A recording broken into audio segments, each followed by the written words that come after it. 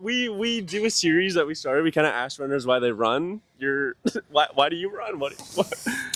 Well, about 51 years ago, a runner named Prefontaine gave my mom her first pair of running shoes back in 1973. It'll almost be 52 years. And he died in May of 75. And my mom, single mom of 5 boys, opened a running store in Seattle in November of 75. And women weren't involved in running at all. And she employed a lot of women. And it was growing up in it, I started selling running shoes when I was 11 years old. Right. So I've been doing this for, 49 years. Actually, this year will be year 50. Yeah. And so I actually was a middle distance runner. Okay. And was at a track meet as a youth runner and won my 1,500 meter race, 12 years old. And my coach said, we need to score some more points. And he had me do this crazy event called race walking that's been in the Olympics since 1904. And I go, yeah, I'll try that. I'll give it a try. And I won. And I kind of kept on doing it on the side and running as well. But you could either be a really good 800 meter runner. There's about 5,000 of those. Or you could be a really great race walker where there's only about a 20 or 30. So, is a good choice to make. So I went to 2 Olympics doing that. And it's after the Olympics in 96, I kept on, I stopped for a little bit. And I was just climbing the walls. I was going crazy, man. It's like, I can't do this. I got to get out and start walking again. Yeah. And it's just one of those things where I just do it to keep in shape. Yeah. And I'm out here doing 20 kilometers today, 12.4 miles. Yeah. And I just did a race 2 weeks ago. It was 35 kilometers. I was 5th American. Wow. And it was the U.S. Championships down in San Diego, Santee actually, east of San Diego. And I placed 5th out of all the Americans. So that's age 60. That's That's amazing. The first and second place, you add up their ages, they're still younger than me. Right. But it's just, and I'm doing it for fun. I'm only training. I'm only doing about 30 miles a week, and I get out here on Saturdays and do a long one. It just there's something about it. Just it's that runner's high they talk about, but it's I'm out here for almost 2 hours. Wow. And it's beautiful weather. How can you beat being on the Strand? I used to train in Buffalo, New York, and I'd be out there. My best workout ever was a 20 miler in Buffalo when it was 13 degrees and snowing. And I had this goatee going on, and we have this warming hut we'd go into every 4 miles, and we get a drink and go back out again. Yeah. And I had this frost and icicles hanging from my goatee, and it's like I felt like that famous cross-country skier Bjorn Dale from Norway, and it's like, this is what it's all about, it's great, and it's just I just have fun with it, and you just can't beat this, And the nice part about walking, race walking, it's not as hard on your body as running. So I'm actually in charge of USA race walking now. So USA Track and Field and their high performance committee, and I'm their chair for the race walking committee.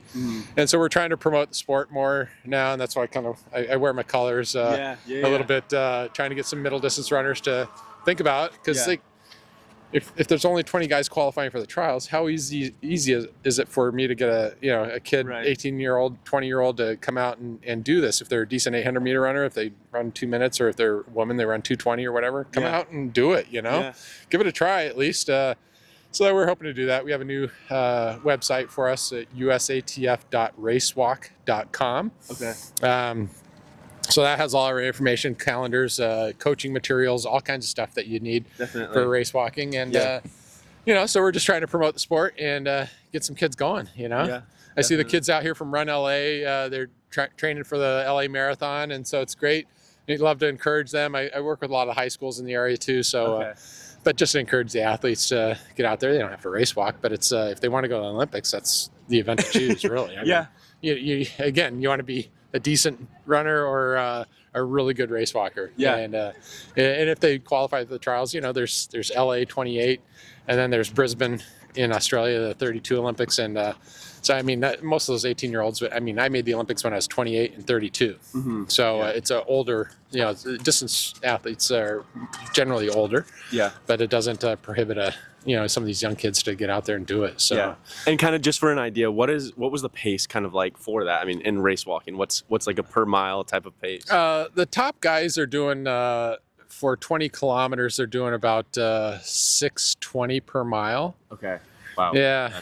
I mean, they're even better. Next year, the distances they're changing the distances to be a half marathon and a marathon to make it more relatable. And if that gives you an idea what the top walkers will do for a marathon, it's under 3 hours. Wow.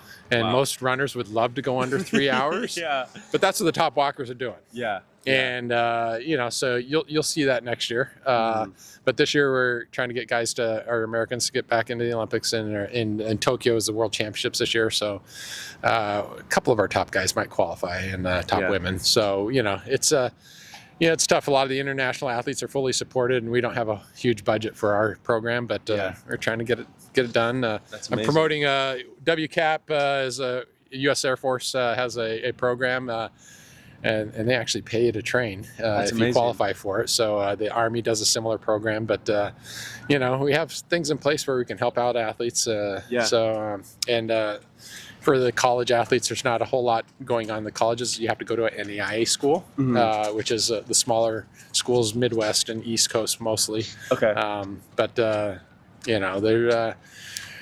they have that in the national championships. But there's the opportunities are wide open. I mean, kids are qualifying. We'll have a juniors program, USA versus Canada. They'll probably be in Boston this year. We have a Pan American Cup, which is going to happen in Ecuador this year. So there's a lot of travel opportunities. It's a lot of fun.